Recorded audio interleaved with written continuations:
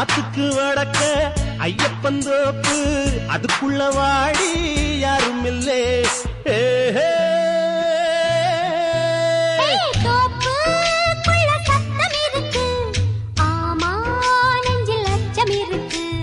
மானே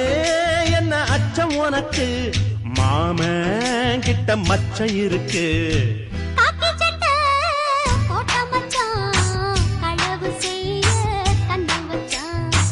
கண்ணம் வைக்க வந்த மச்சான் கண்ணத்துல கண்ணம் வச்சான்